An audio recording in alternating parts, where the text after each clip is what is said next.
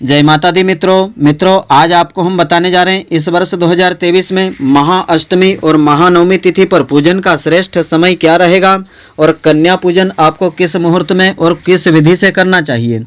तो मित्रों आप सभी का बहुत बहुत स्वागत है आपके अपने ही चैनल एस्ट्रो गुरुजी में।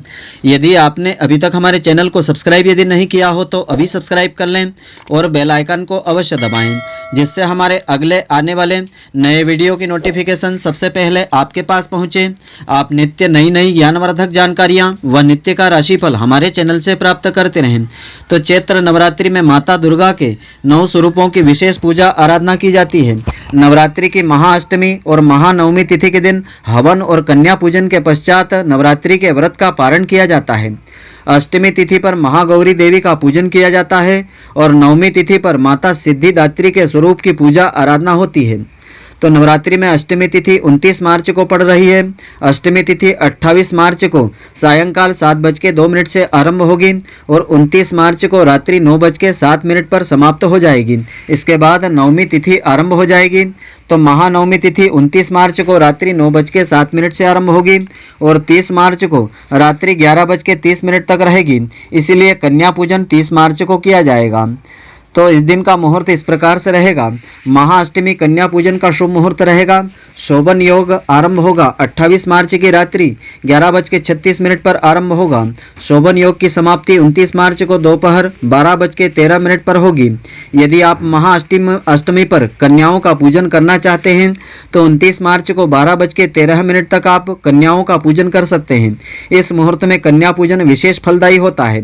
ब्रह्म मुहूर्त इस दिन रहेगा प्रातःकाल 4:42 से प्रातःकाल 5:29 तक का समय रहेगा। तो ब्रह्म मुहूर्त में माता दुर्गा जी को प्रसन्न करने के लिए माता जी के इस बीज मंत्र का जाप आपको करना चाहिए। बीज मंत्र इस प्रकार से है, ओम ऐं ह्रीं क्लीं चामुंडाय विच्चे। और महानवमी पर कन्या पूजन का श्रेष्ठ समय रहेगा। सर्वार्थ सिद्धि नाम का योग रहेगा। 30 मार्च को प्रातःकाल 6:14 से 31 मार्च को प्रातःकाल 6:12 तक का समय रहेगा। इसी दिन ब्रह्म मुहूर्त रहेगा प्रातःकाल 4:41 से प्रातःकाल 5:28 तक रहेगा। तो इस समय आपको माता जी के इस मंत्र का जाप करना चाहिए। ओम या देवी सर्वभूतेषु लक्ष्मी रूपेण संस्थिता नमस्तस्यै नमस्तस्यै नमस्तस्यै नमो नमः।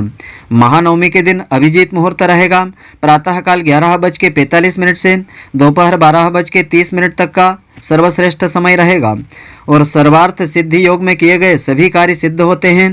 तो इस दिन बृहस्पतिवार होने के कारण प्रातः से पुनर्वसु नक्षत्र रात्रि 10:58 तक रहेगा। तो यह योग कन्या पूजन के लिए अति शुभ योग माना जाता है। तो कन्या पूजन की विधि इस प्रकार से है। महाअष्टमी और रामनवमी जिस दिन भी हो आप कन्या पूजन करना चाहते हैं, सर्वप्रथम माता दुर्गा जी की आराधना आपको करना चाहिए। अब इसके बाद कन्याओं को आपको आमंत्रित करना चाहिए और आसन पर श्रद्धापूर्वक विराजित करना चाहिए। अब स्वच्छ जल से कन्याओं के पैर धुलवाएं, फिर अक्षत पुष्प से उनकी पूजा करें। इसके बाद कन्याओं को हलवा, चना और पूड़ी का भोग अर्पित करें।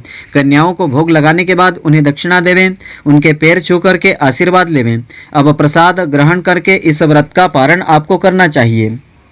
तो आइए अब हम जानते हैं महाअष्टमी की पूजा विधि क्या है और अष्टमी की व्रत कथा क्या है। तो दुर्गा अष्टमी तिथि पर परम कल्याणकारी, पवित्र, सुख को देने वाली, धर्म की वृद्धि करने वाली अष्टमी को माँ भगवती का पूजन करने से कष्ट दुख मिट जाते हैं और शत्रुओं पर विजय श्री की प्राप्ति होती है। माता की शास्त्रीय पद्धति से पूजा करने वाले रोगों से मुक्त होकर के धन वैभव से संपन्न होते हैं। देव, दानव, राक्षस, गंधर्व, नाग, यक्ष, किन्नर, मनुष्य आदि सभी अष्टमी और नवमी को पूजन करते हैं। कथाओं के अनुसार इसी तिथि पर माता ने चंड-मुंड राक्षसों का संहार किया था।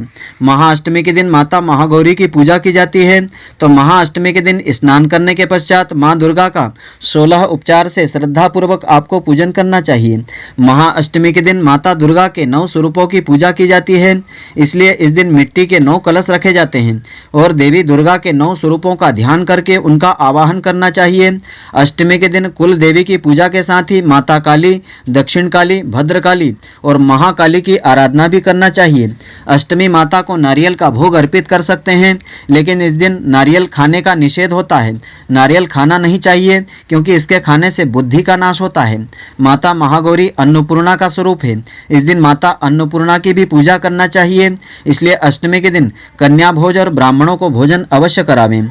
तो भोजन में आपको इन वस्तुओं का प्रयोग करना चाहिए: खीर, मालपुए, मीठा हलवा, पूरणपोली, केले, नारियल, मिष्ठान्न, मिठाई, घेवर, घी, शहद और तिल और गुड़ माता को अर्पित करना चाहिए।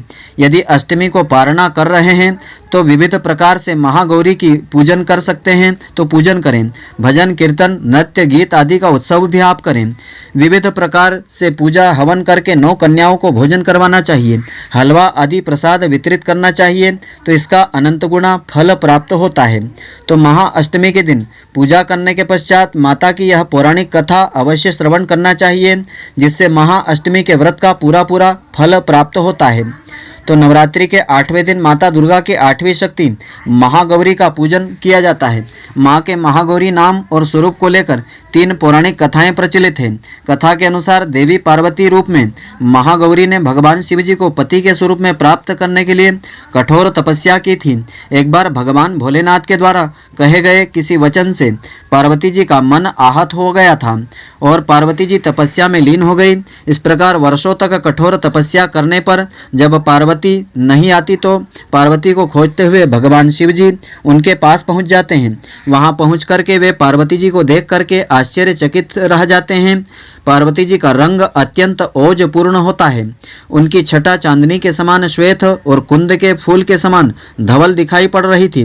उनके वस्त्र और आभूषण से प्रसन्न होकर के देवी उमा को गौर वर्ण का वरदान देते हैं और वे महागौरी कहलाती है।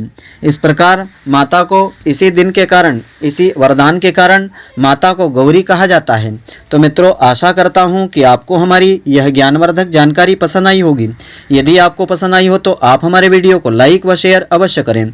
धन्यवाद। जय माता दी मित्रों, फिर मिलेंगे।